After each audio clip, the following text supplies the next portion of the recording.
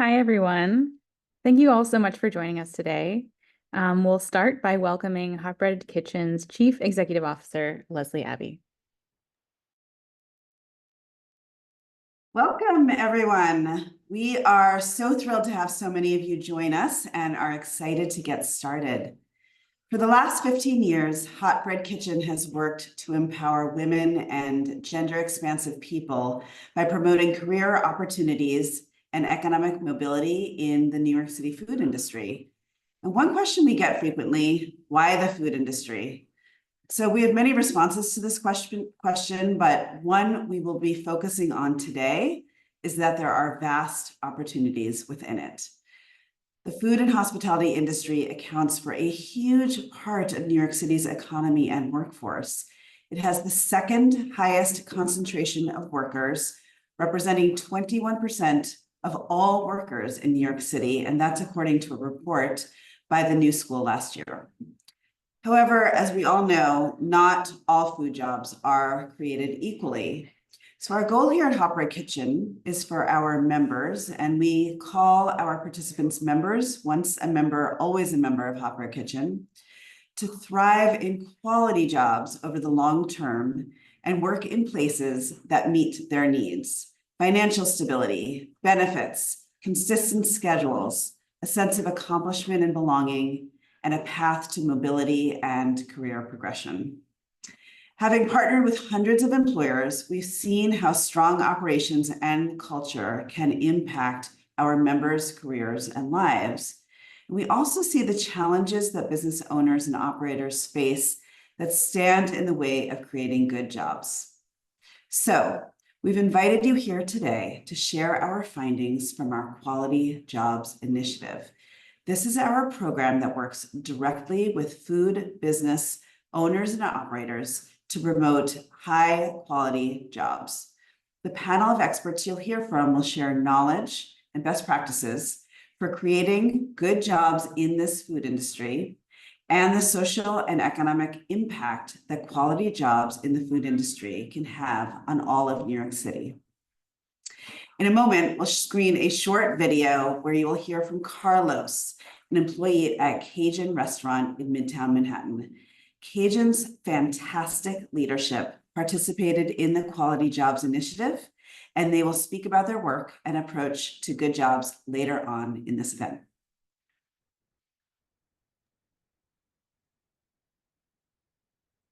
Hi, I'm Eva. I'm the Upskilling and Job Quality Program Director at Hot Bread Kitchen.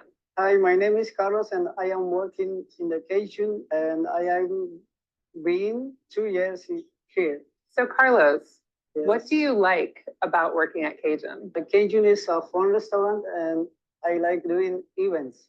Awesome. Is there anything different about working at KJUN than other restaurants? Yeah, it's different because we have English class, Chef Jay's teaches our food and cooking. Great. What's something that you've done here that you're proud of? Yes, I studied for DOH test, and I passed. I am proud of myself to grow. That's great. Yes. Hi, I'm Eva.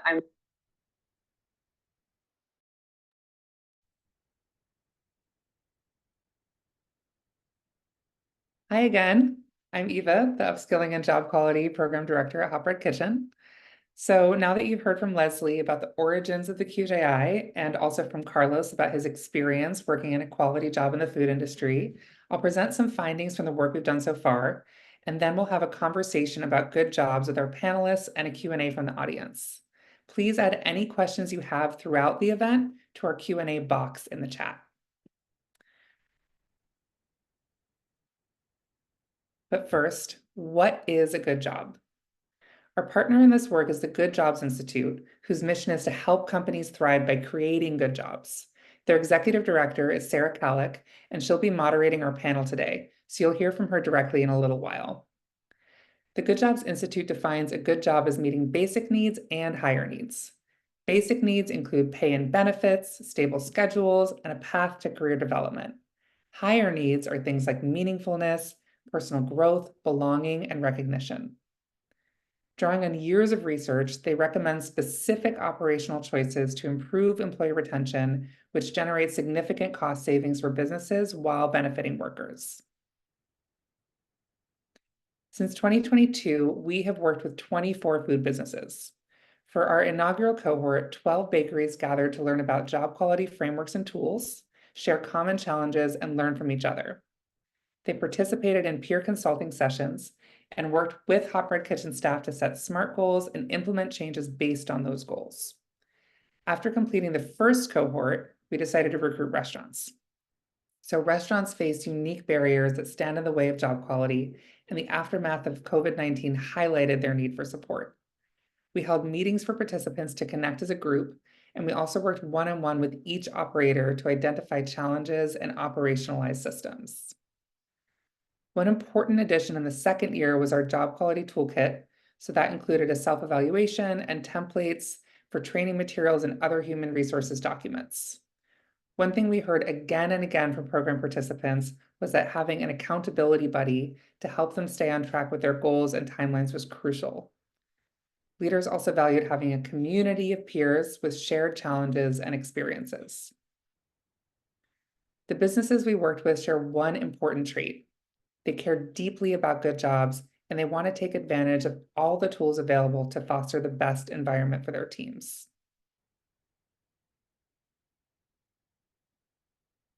So the businesses we partnered with were struggling with issues like high employee turnover and also the need to increase wages while operating on razor-thin margins.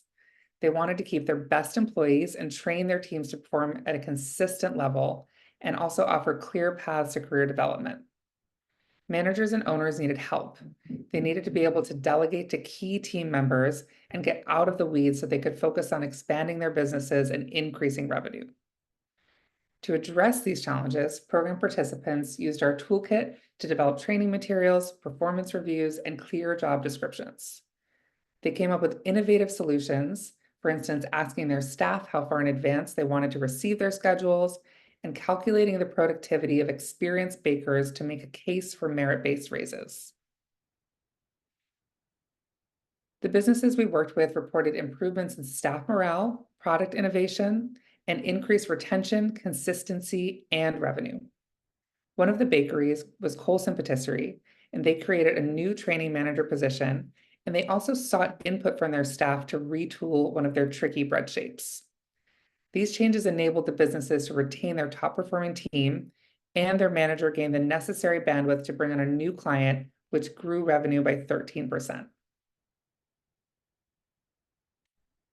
So I'm going to tell you now just a little bit about KJUN's participation in the QJI, but you'll hear more from them in a little bit.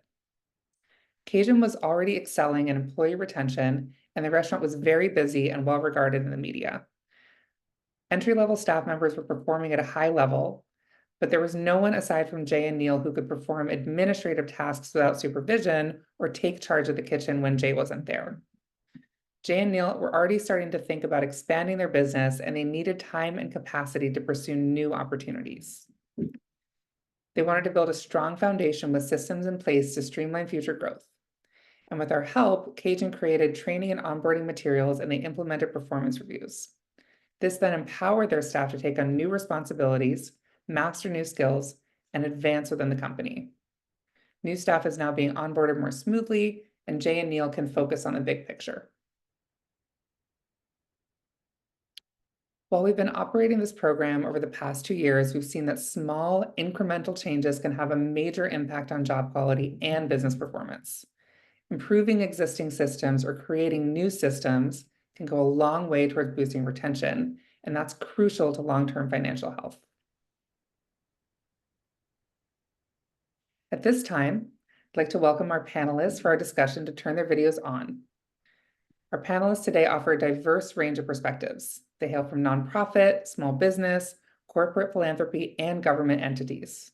Welcome to our moderator, Sarah Kalloch of the Good Jobs Institute, and to our panelists, Jay Jung and Neil Mittel of KJUN, a restaurant that has participated in the Quality Jobs Initiative. Jeanique Riche-Druses of JP Morgan Chase. Jeanique and JP Morgan Chase are strong advocates of both workers and small business in New York City. And lastly, Yurij Pawluk of the New York City Department of Small Business Services. Before we start, please remember to add any questions you have to the Q&A box via Zoom, and we'll respond after our conversation. Now I'll pass it off to Sarah to begin our conversation.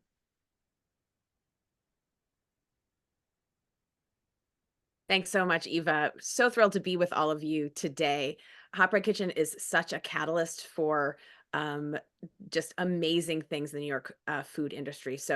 And so many lessons too from your report and from the Quality Jobs Initiative that I think could be used across the United States when we're thinking about how to improve jobs in the food industry. We have such a tremendous panel, so want to dive right into it. We've seen a little bit about the importance of good jobs to New York, to the food industry, but let's get to definitions. So I'm going to turn it over first to Neil and Jay, because you're in the thick of it as restaurant owners and operators. What is a good food job, and how does it contribute to business resilience? I think Jay was a line cook for a long time, and that influenced our thinking really heavily about what a good job like in a restaurant looks like. This is our first restaurant, first business together, first restaurant that we've done. So I think we're kind of figuring out what a good job looks like from the employer side. And I think that's been kind of where we've seen like a lot of value in this process. I was talking with Jay this morning, and one of the things we both really agreed that we wanted to talk about a good job. There has to be opportunity for growth. Jay thinks that to be, like to run a great restaurant, there has to be great food. And that can really only happen if you've been cooking for a really long time. And we see in the industry, the big challenge to that is that it's hard to keep working for long enough in the restaurants just because working conditions are kind of tough. So I think that we think a good food job is one that's consistent and that gives you opportunity for growth. Because everybody wants to be able to do their own vision, like eventually their own food, that kind of thing. And I think that's a great goal for a lot of people. And I think job has to be kind of sustainable. You have to be able to do it for long enough that you can actually get there. Fantastic. Jay, do you want to jump in, or we can move on to Jeanique? Yes, I would like to jump in. I've been trying to turn the camera on, but it says the host has stopped it. Okay. All right. All right. Are you able to see this? Hi, guys. I'm sorry. Hi. So you guys were talking about the good jobs. Okay. So should I answer that now? Yeah. So please. Yeah. Good jobs in the food industry. What do they look like, and why are they important? I think, I worked as a line cook for like about 9 to 10 years. And then I worked as a manager at a restaurant as a sous chef, or, the KJUN for 5 years almost, like that all includes. And I spent a lot of time as a line cook in every restaurant that I worked at. And there were some great things, but also I learned a lot of what not to do. And another thing was, it is very important to have a consistent growth for the staff, and they will invest themselves, and they will invest in me, and that way you build a trust for each other and you grow together. And for me, that is very important, and it's very sustainable. And when I worked for other businesses and other restaurants, I was consistently frustrated that I was able to bring more, but my job was so limited sometimes. And I really like everyone to participate and be a part of all the growth of KJUN. And I realized that that's what they really like to do. And they also feel very fulfilled and achieved when they participate. And that was, I think, for me, the beauty of all my KJUN and growing is it's not just me. Everyone participates and contributes equally. And I show them that I appreciate in a way to give them an opportunity for growth and consistent benefit, I would say. And they invest in me and I invest in them. It just like we grow together, and that's the for me only way that we can be very successful. And we are definitely growing and we will be, and I cannot imagine that without my team. I love that from both of you, that growing together, right? And we heard from Carlos, he's so proud of the things that he's able to achieve with you as he's growing your career.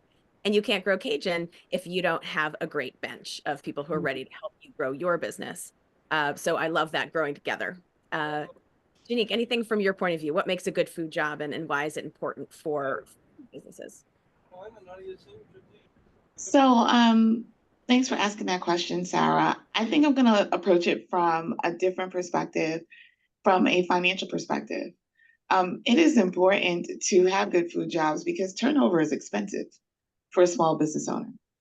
In order to replace just one good employee can cost you an entire year of an employee's salary. And so just for the overall profitability of a business, we want to make sure that, employees stay in place and you keep them in place by providing good jobs. Fantastic. Absolutely. There's a huge business case for good jobs. Very expensive to lose great people. Yurij, you're talking to small businesses every day. What for you do you see as a good food job, and why is it important? Sure. I would say, Neil already mentioned one of the characteristics. You stole a little bit of my thunder, Neil. But, definitely growth, really an opportunity to turn passion into practice, a job that leads to self-fulfillment, a job that has advancement opportunities, even, at the Department of Small Business Services, where we both work with small businesses. And we also help to connect New Yorkers to jobs in businesses of many sizes. We're looking not at just entry-level jobs, but at jobs that really provide an opportunity for growth and for advancement. And that's what job seekers tell us that they really want and that they really need. Definitely income, the ability to learn a living wage, to be able to achieve your professional goals, to be able to achieve your personal goals as well. And an important thing, as was just spoken about from the business side and from the financial side, from the more personal side, it's really having the support that you need to be successful in that job. Having a clear network of support, and that means both inside the workplace, in terms of, whether it's in terms of scheduling, whether it's in terms of supports you need in the workplace, mentoring, but it's also in terms of other supports, and that's where government really comes in. Things like having access to benefits that you might need, things like housing, things like for New Yorkers that are more recent to this country and that are more recent to New York, things like access to ESL and GED classes and be able to continue your education as well. So I think those three areas are really number one. And in terms of how it contributes to the business community, we really saw during the pandemic that not only were many of our food and beverage businesses in New York City struggling, but it was at some cases hard to find qualified talent. And so we know that that especially as just spoken about, sometimes there's high turnover. That it's vital to the success of our food and beverage businesses in New York City, that they be able to recruit from a talented workforce. So it kind of feeds on itself, so to speak. Absolutely. And sort of you mentioned COVID, and we talk about essential workers. If you haven't read Hot Bread's Kitchen's Quality Job Initiative report, please do. It's fantastic. I'm going to steal a line from that. There are essential challenges for some of these essential jobs in these essential industries, right? And you mentioned one, paying a living wage is super important. And as the report notes, restaurants are really low margin industries, right? Like 3 to 5% margins. It can feel really tight to pay more, to offer better jobs, to offer the career paths in small to medium sized businesses. So would love to sort of turn it back over to all of you to talk about, good jobs are clearly so important. They can drive, great things for workers and for businesses. But what are the biggest barriers that food business owners and operators face that stand in the way of affecting change and improving jobs. Neil and Jay, will go to you as the operators. What are some of the biggest challenges for you in creating good jobs? I think obviously the biggest one, that scares people right away is just upfront cost. If you're going to pay people, a livable wage, and I think one of the also the other, sometimes for different positions, there's also a lot of competition within New York. So sometimes it's not just about a livable wage, but sometimes you have to be competitive, like with other restaurants and other also food jobs in the industry. And I think that deciding that you are going to like hire an expert in that position to compete, like in that part of the business, is part of that decision too. I think either way, you're like deciding to spend money. And I think that's kind of the scariest like part. And you have to kind of trust that that's a good investment, because it has to be, like a good investment to be sustainable for the long term. And I think that that's kind of everybody's idea, is that if we do invest in people up front, that it will be okay because we're going to make enough money to sustain that practice in the long run. I think that's a little bit scary. And that's, I think, probably the biggest kind of single hurdle that you have to get over. It's just that you're going to have to invest up front and trust in, the model that is going to work out. I think, there's also, I guess, part of bringing new people on, we're doing this actually this week. It's not just that you're investing like financially, right? You're going to pay people more when you do payroll every week, but also that you're going to spend time, because you only have like so many hours that you're going to be in the restaurant and so many people that you can actually physically train. And so I have to pick one person that I'm going to teach how to do Resi and how to take reservations. And if I'm going to pick that one person, it means I can't train somebody else at the same time. Jay really only has time to train like one new cook probably every quarter. And so if we're going to pick somebody and decide that we're going to take that person and pay them a little more, than the rest of the industry, than they're going to get paid at a restaurant down the street, it's like a time commitment too. So I think that it's that kind of twin investment either way. You're investing your time, and for us, a little bit of personal effort, because we are training. That's kind of the way the business cycle is right now for us. So it's like a personal investment and also a financial one. Absolutely. And then Jeanique, to your point, if you've got high turnover and you've just invested all of this time in someone and they leave, that's incredibly sort of destabilizing for the business. So over to you, Jeanique. What are some of the big challenges that you see, that you've seen in this industry? So I think one of the interesting things about the barriers that business owners face in terms of like creating a good job are things that maybe we don't really think about. Does the business owner know how to create a good job? A lot of business owners are just following their passion. And if they've never worked in a corporate environment where they were in a hiring capacity, how do you know how to write a job description? How do you know how to write an operations manual? What about harassment challenges in the workplace? How do you deal with that? They don't necessarily have a team of lawyers standing on the side of them, giving them like the instructions that they need in order to do this, right? How do you do that? How do you provide clarity for your workers? And I take my hat off to Jay and Neil. It sounds like they're doing a great job at KJUN. But I imagine it was a process for them to get there. I remember the first time I had to write a job description, at least I had guidance, right, to help me do that. And so I think those are just some of the issues that business owners face. How do you, outside of just doing your passion and running your business, how do you operationalize the hiring and the training process? That's something that I think a lot of times we overlook and we don't consider. And when you start your business, that's not what you're thinking about. I'm sure they're thinking about the amazing food that they're going to prepare for their customers. But oh my gosh, I have to do payroll?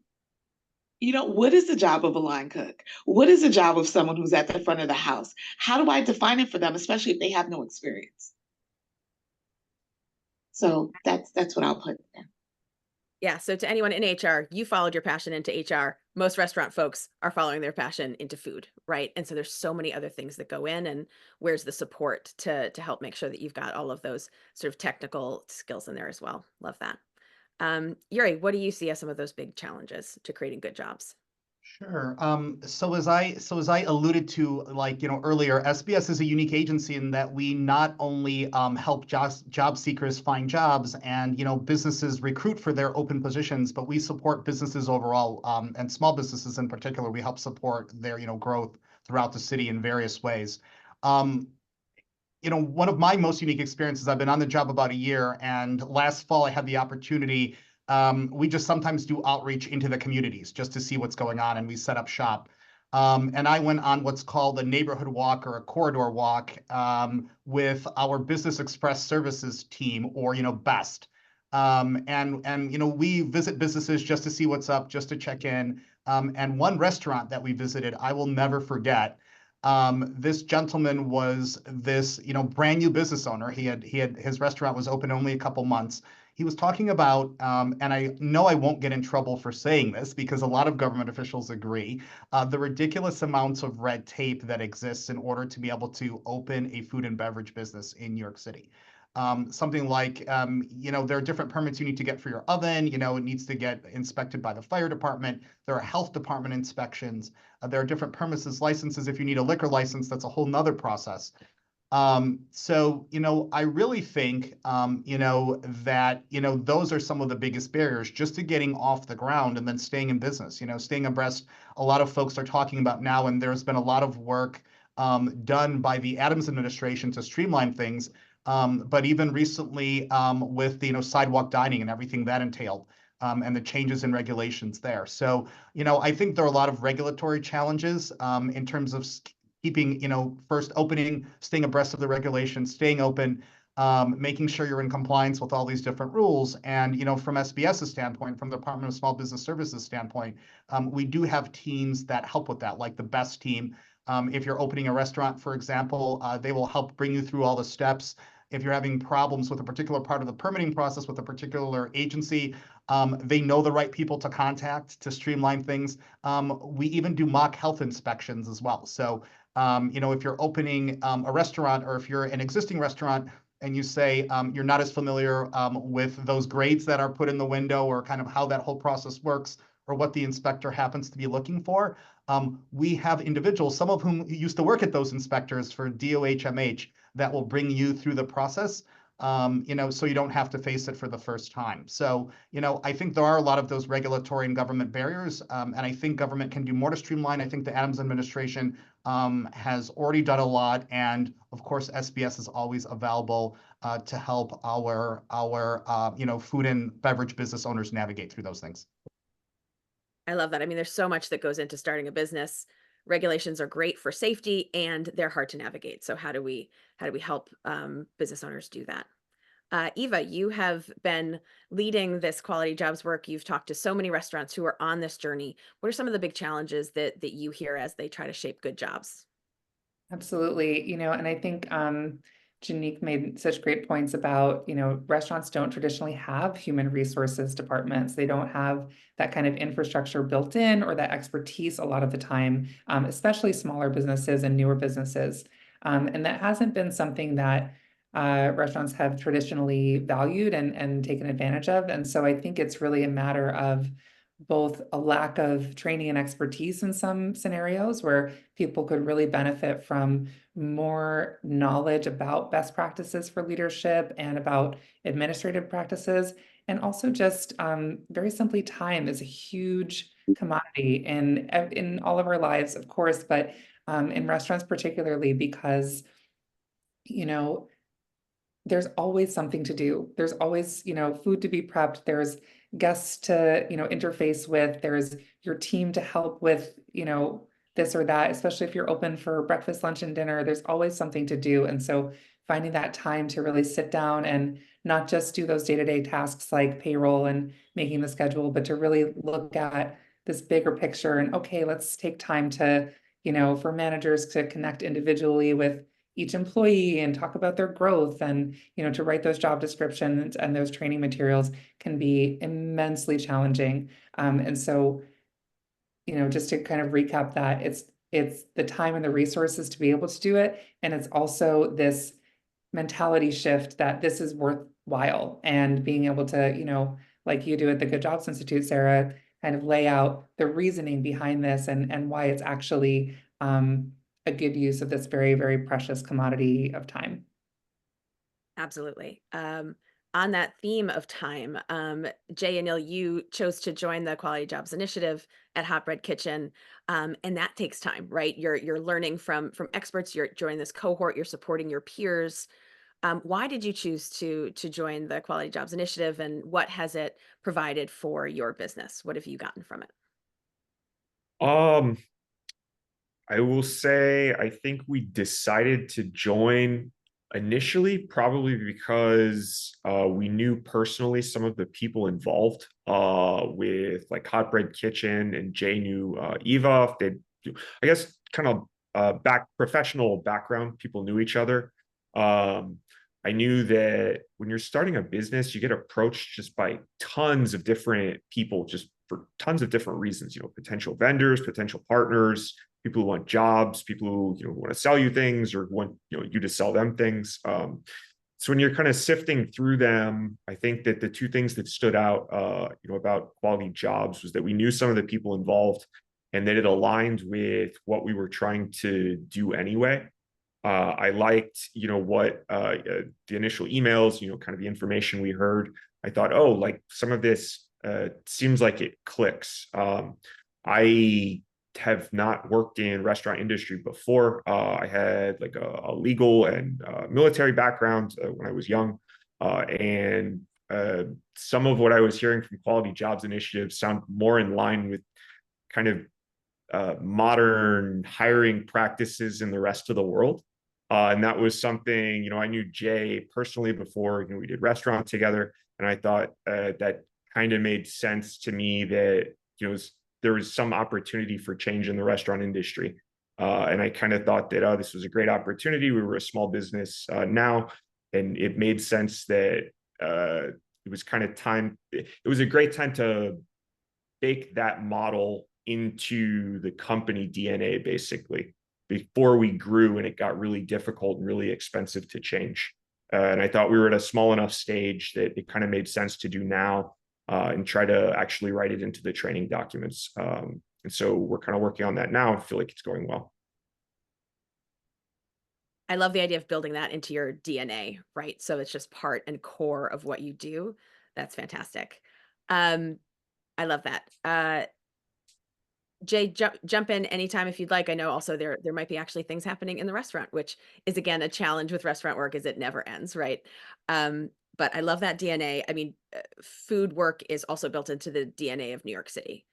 So again, from that fantastic report from Hot Bread Kitchen, the food industry is 15% of New York's total revenue. I mean, just it's incredible. It's why people come. It's why people stay. It's a huge part of New York. So, Jeanique first, and then Yurij. Why are small food businesses so important to the city? We've got, the big chains, but why are these smaller businesses so important to the city? Jeanique. So I think that's a really interesting question. And I can't answer that question without thinking back to my childhood growing up in New York City. So I grew up in Brooklyn, born and raised in Brooklyn. And I don't think that there was ever a time where I wasn't exposed to a plethora of cultures. And I think that's what small food businesses do in New York City. New York City is a melting pot where cultures of the world just like come together. Everything is here. When you look at the 7 train line, you can go around the world and eat your way through like a trip around the world just by riding the 7 train. That doesn't exist anywhere else. So the fact that we are here is like truly a blessing. I mean, when you think about food, people come to the table to share with one another. That really builds community. And I think that that's needed in today's day and time. I mean, we know what the political environment is like. It provides a place where people can just come together, break bread, and generate understanding. I get to understand a culture through the food that they create, right? It's something that is low risk, it's welcoming, it's inviting. I think about going to, my friends' houses as a child, experiencing different things that were different from my own Caribbean background, right? You just learn so much about a community through its food, and we have that access here in New York City. I was looking at a Ford Foundation report that said that there are actually 94 national cuisines represented in New York City restaurants. That's mind-blowing. Where else are you going to find that on the face of the earth? And I think with orgs like Hot Bread Kitchen, they're doing such an amazing job, not only supporting workers, but also supporting business owners. Because if you think about food and you think about immigrants when they come to this country, and a lot of them come here to New York, food is actually a path to wealth building because they can provide something to a marketplace that doesn't exist before. Think about that 94th cuisine that came onto the scene, right? And New Yorkers like variety. They're like, I've never had this before. You got a whole new market open up to you. And that's a path for wealth building for that family, right? What are the ways that you build wealth in America? Real estate. We know what real estate is like in New York, right? Business ownership is accessible. And each community, each person puts a different twist on a dish that they make that gives them an offering that they can provide, that someone else will take joy in and they can earn a living. So I think those are like all of the reasons why I think that food businesses are important. Besides the economic benefit to the city, we have a lot of restaurants. It generates a lot of revenue on behalf of the city. We bring in tax dollars from it. It employs a number of individuals, right? We just saw the employee at KJUN. He's taking language classes at his job. Like, what kind of a social net is being provided by our small food businesses in New York City? So, I mean, I can go on, but I'll just pause there. No, that's beautiful. I love, around the world on the 7 and the wealth building and but really like what it means to everyone to get to know other cultures and other people and to break bread. So thank you for that, Yurij. I just want to echo Jeanique's props for the 7 train. I mean, if you go to Jackson Heights, where can you have like Ethiopian, French, and Italian cuisine on the same block, right? So there's no other city like, New York City. I would say like mainly, and to just also echo, what Sarah said about, food businesses being built into New York City's DNA, like nothing can be truer. There are almost 30,000 food service establishments in New York City, everything from cafeterias, if those still exist, ice cream shops, pizzerias, bakeries, restaurants, fast casual cafes. And the majority of those, around 45%, have actually 5 or fewer employees. So, restaurants and the food and beverage sector, especially small businesses, they really are the lifeblood of New York City, and they really are built into our DNA. So, nothing can be truer than those stats.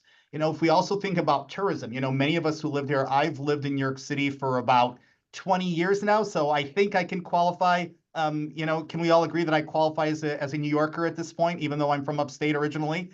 But we do have a vibrant tourism sector in New York City. A lot of people do come here for the culinary experience. And, restaurants are really the second largest component of tourism spending after lodging, after hotels where you stay.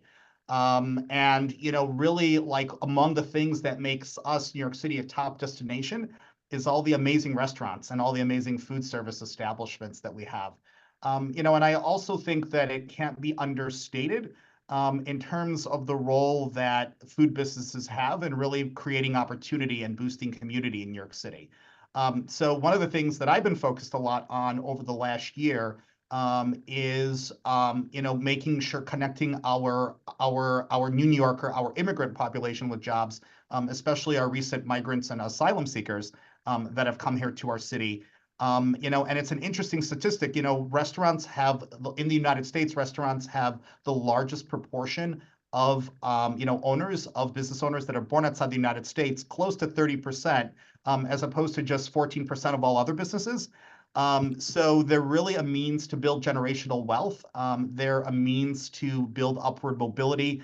And if you look at businesses just in the 5 boroughs, in Bronx, in Brooklyn, and in Queens, the vast majority of businesses are owned by people of color here in our city. Anywhere from 60% to more than 70%. And restaurants too in the U.S. they employ more minority managers than any other field. So it's really, as we're thinking about where we want our economy to go, where we want our community in New York City to go, what we want to celebrate, our restaurants, our food service businesses, they're not only vital contributors to the economy, but they're vital contributors to upward mobility and to community, especially to populations that have traditionally been underserved and that have faced glass ceilings. And that have faced all sorts of other barriers that we're still struggling to this day in order to be able to really account for and rise above. So restaurants are the lifeblood of our city. I will close at that. Fantastic. I love that. Lifeblood, DNA, celebrate. I think we are all very convinced that food industry jobs must be, should be, can be quality jobs. Let's get into what some of the ways to get there might be. And I'm going to ask each of you from your point of view, sort of how you can influence good jobs. I'm going to ask you to do it fairly quickly, like 1.5 minutes, 2, just because we want to dive into some of the questions from the folks in the audience, which keep putting that in chat. We are reading them, and I think this is going to answer at least one of those questions. But starting with Neil and Jay, what are best practices that owners and operators of restaurants and food industry companies can adopt? What are some of the solutions that you found? I think for us, I can't speak for huge businesses yet, but I think for us, we had a decision kind of early on whether we focused on a few employees that we were going to basically employ full time, and we were going to invest a lot in them, or we were going to hire more people for fewer hours and kind of invest a little bit less in them. And we decided we wanted to employ fewer people and to focus on making them really skilled. And that meant training them to do a bunch of different tasks and kind of building a business model around flexibility and resilience. And I think that was probably the biggest single decision that we had to make, was just choosing to focus on a few people. I'm not sure that's the only business model that can work, but that's the one that we found success with so far. And then I think the second thing that we've been really successful, at least we feel we've been successful so far, is reaching out, finding resources to help with a lot of the problems that everybody else here has kind of identified, like all the legal challenges and how do you figure out, how do you write a job description? One of the ways that we found was, working with Quality Jobs Initiative, and even I sat down on Zoom one morning and did that, and now that's something that we use. Yurij works for SBS. We actually first met SBS because we scheduled one of those mock health inspections because we had some questions about some kitchen equipment that we had updated. We were trying to figure out the paperwork for it. One of the things that when everybody was talking, I wanted to highlight was that the SBS inspector actually spoke Korean.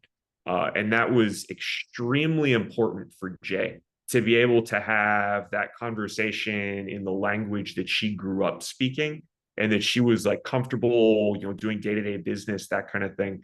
And we've found that, that kind of language accessibility when we're accessing city services has been super important. And then it's also been something that we've really focused on giving to our employees. So that's another thing, a best practice is trying to make sure that as many of our training documents and resources and everything that we have kind of accessible to people in multiple languages, or that they have access to great translation tools, or that we're offering some.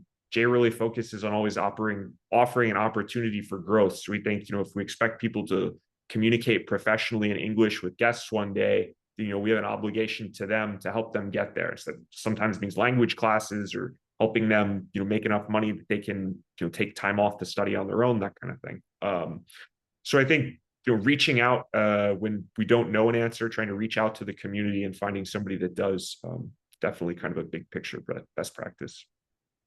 I love all of that.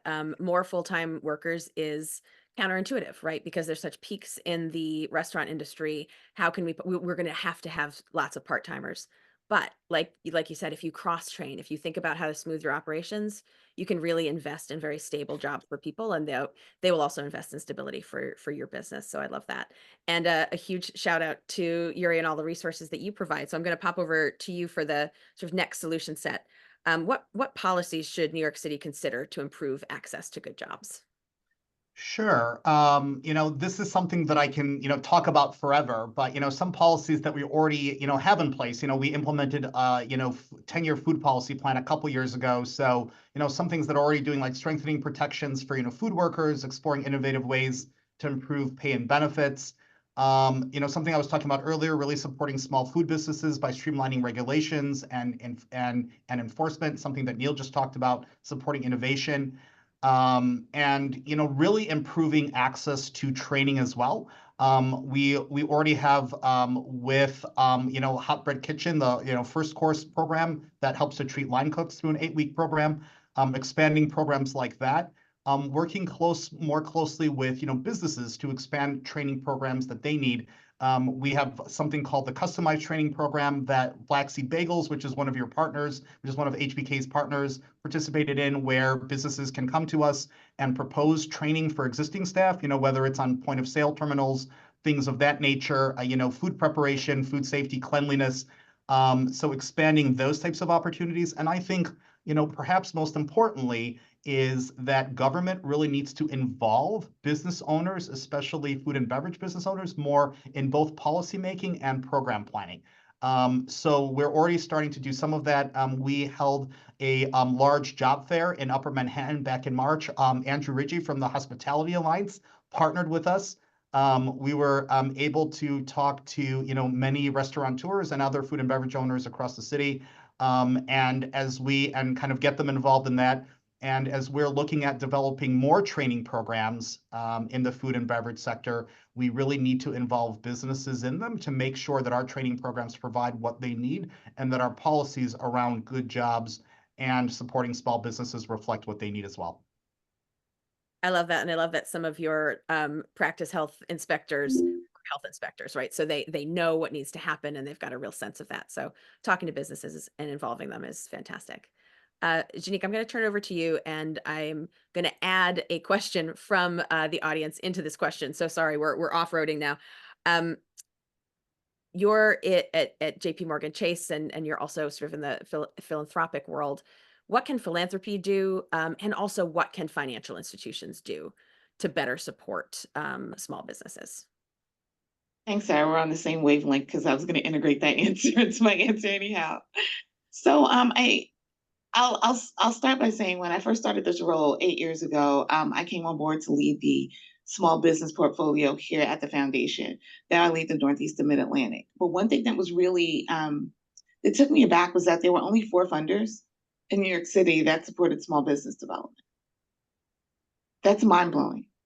In a city like New York, where the philanthropic sector is so robust, there were only four funders supporting small business. How do we get there?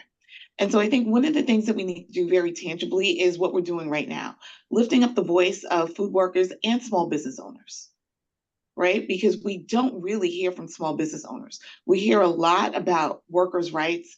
We hear a lot about what workers need, but what does a small business owner need? We're asking them to do a lot, but are we equipping them to do what we're asking them? And so supporting the small food businesses to provide the jobs, to provide the quality that we're hoping that they'll provide through their institutions is something that we need to do. Very tangibly, what can we do as a financial institution? I think financial institutions have very interesting skill sets, right? We have financial experts on staff. We also have very large and robust HR departments. We were just talking about that. We have large legal departments. We were talking about that. We also have tech teams. social media, build websites.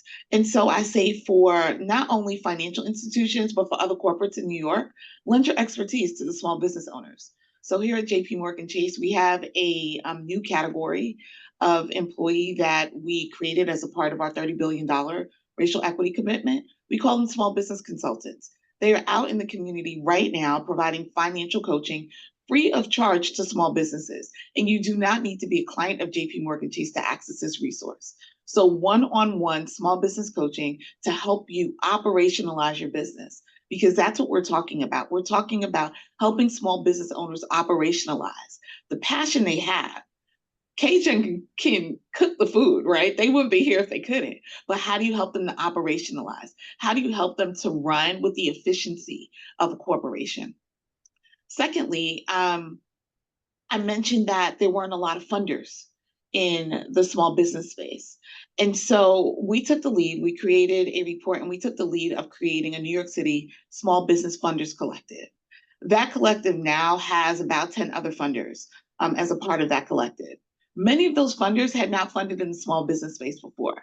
And so we collectively work together to teach other funders what we know. Other funders are teaching us what they know, and then we all get better together to better double down and support the small business ecosystem in New York City. So that's another tangible thing that we can do.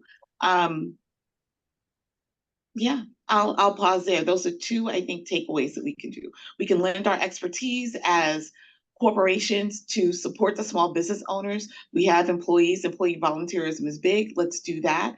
And if you want, you can join the Small Business Funders Collective to create even more funders to support this space, to support nonprofits like Hot Bread Kitchen and others that are really providing this crucial service to small businesses in New York City. Love that. Fantastic. I know that we only have 7 minutes left, and we've got some questions we want to get to, and we had a lightning round of 3 words that best describe a good job.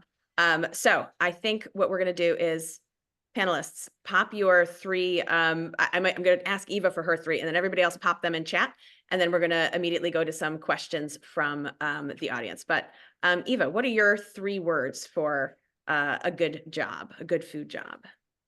Thank you so much, Sarah. My 3 words are being cared for. Awesome. Panelists, pop yours in. And then actually, audience, if you've got any 3 words for what a good job, good food job means, we'd love to see those too in the chat.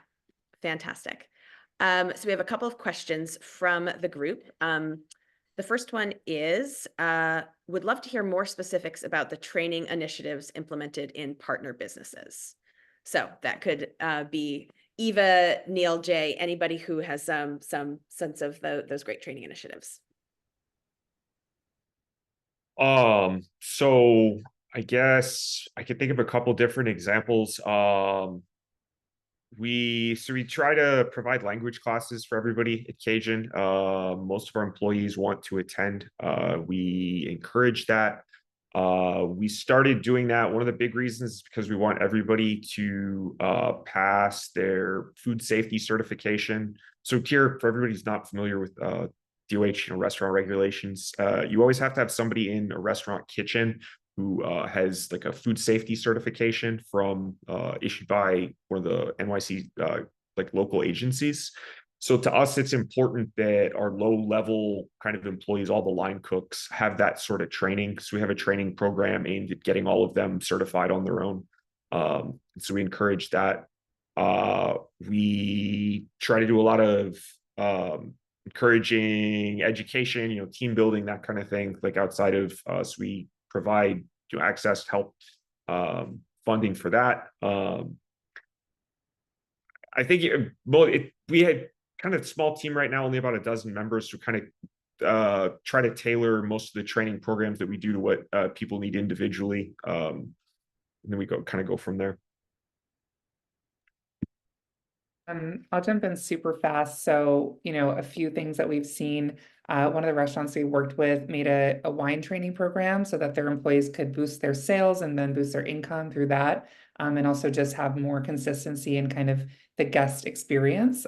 So that was a mutually beneficial training. And then another kind of creative solution that has come up is making a new position for a training manager.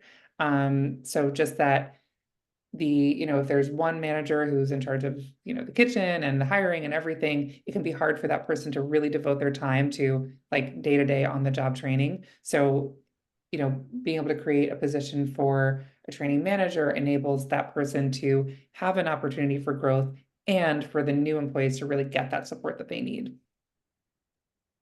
I love that. And then you have consistent training, right? I mean, we've all come into a situation where you just learn whatever that person does and not the system of the restaurant. And that can be, really challenging when you have different shifts coming together and when you want to have quality and consistency in both your jobs and in the food and the service that you provide. I love that.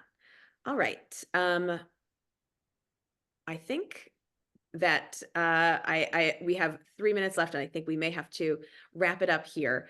So I'm going to turn it over to Eva, but again, thanks very much to the panel. All of you are doing tremendous work, and there's just so much richness in the possibilities for quality jobs and food. Thank you so much, Sarah. Thank you so much to all of our panelists, and thank you to everyone for joining us today.